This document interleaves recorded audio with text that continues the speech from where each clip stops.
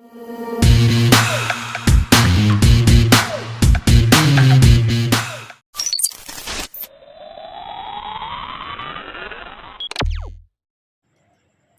Friends, எல்லோரும் எப்படி இருக்கீங்க? நல்லா இருக்கீங்களா? சப்ஸ்கிரைப் பண்ணுங்கள் ஃப்ரெண்ட்ஸ். வீடியோ கடைசியில் ஸ்கிப் பண்ணால் பாருங்கள். சோயாவை பேஸ் பண்ணி கிரேவி பண்ணியிருப்பீங்க, குருமா பண்ணியிருப்பீங்க. இன்றைக்கி டிஃப்ரெண்ட்டாக சில்லி செஞ்சு பார்க்கலாம்.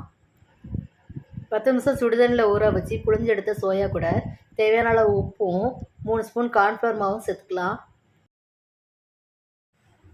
உப்பும் கார்ன்ஃப்ளவர் மாவும் சேர்த்ததுக்கப்புறம் காரத்துக்கு ஏற்ப மிளகாத்தூளும் கொஞ்சம் போல் மஞ்சத்தூளும் சேர்த்துக்கலாம்.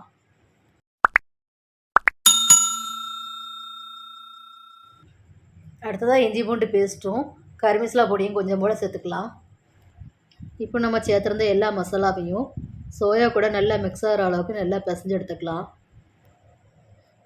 கொஞ்சமாக தண்ணி சேர்த்து நல்லா பிசைஞ்சு எடுத்துக்கோங்க. அப்போ தான் கார்ன்ஃப்ளவர் மாவு சோயாவோட நல்லா ஒட்டி பிடிச்சி சேர்ந்து வரும்.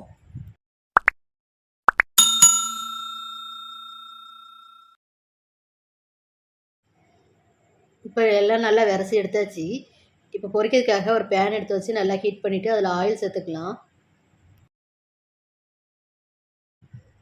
இப்போ ஆயில் நல்லா ஹீட் ஆகி வந்துருச்சு. நம்ம மிக்ஸ் பண்ணி எடுத்த சோயாவை ஆயிலில் சேர்த்து பொரிச்சுக்கலாம். சேர்த்துருக்க ஆயில் தக்குன சோயாவை சேர்த்து பொரிச்சுக்கோங்க. சோயா நல்லா பொன்னிறமாக வர வரைக்கும் பொரிச்சு எடுத்துக்கோங்க.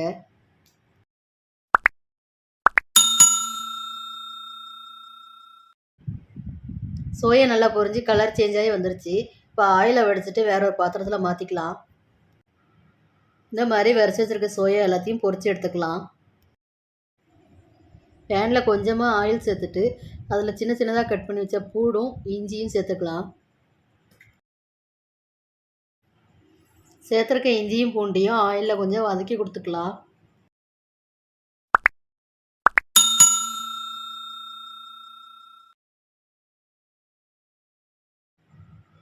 இஞ்சியும் பூண்டையும் வதக்கி கொடுத்ததுக்கப்புறம் நம்ம க்யூப்ஸாக கட் பண்ணி வச்சுருக்கிற வெங்காயத்தையும் குடமிளகாவும் சேர்த்து வதக்கிக்கலாம். வெங்காயத்தையும் குடமிளகாவும் ஒரு 5 நிமிஷம் நல்லாவே வதக்கி கொடுங்க. இப்போ நல்லா வதங்கி வந்துருச்சு. இப்போ நம்ம பொரிச்சு எடுத்த சோயாவை கூடையே சேர்த்துட்டு நல்லா வதக்கி எடுத்துக்கலாம். வெங்காயம் குடமிளகா கூட சோயா சேர்த்து நல்லா மிக்ஸ் பண்ணதுக்கப்புறம் 1/2 ஸ்பூன் மிளகுத்தூள் சேர்த்து கொஞ்சம் போல் உப்பும் சேர்த்து வதக்கிக்கலாம்.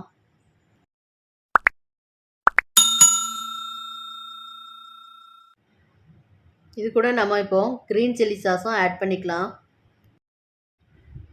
அடுத்ததாக நம்ம சோயா சாஸ் ஆட் பண்ணிக்கலாம். சோயா சாஸ் ஆட் பண்ணதுக்கப்புறம் நம்ம டொமேட்டோ சாஸ் ஆட் பண்ணிக்கலாம். சாஸ்லாம் ஆட் பண்ணதுக்கப்புறம் 2 ஸ்பூன் கார்ன்ஃப்ளவர் எடுத்து தண்ணியில் நல்லா மிக்ஸ் பண்ணிவிட்டு அதையும் ஆட் பண்ணிக்கலாம்.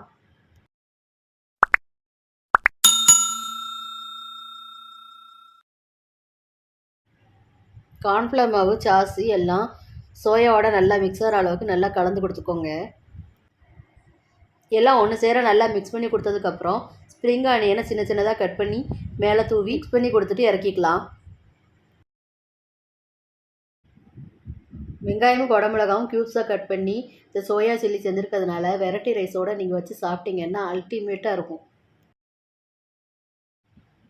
ஃப்ரெண்ட்ஸ், இந்த சோயா சில்லி உங்களுக்கு பிடிச்சிருந்ததுன்னா லைக் பண்ணுங்கள், கமெண்ட் பண்ணுங்கள், ஷேர் பண்ணுங்கள். மறக்காமல் சப்ஸ்கிரைப் பண்ணுங்கள். பக்கத்தில் இருக்க பெல் ஐக்கானை கிளிக் பண்ணுங்கள். தொடர்ந்து சப்போர்ட் பண்ணுங்கள். Thank you friends.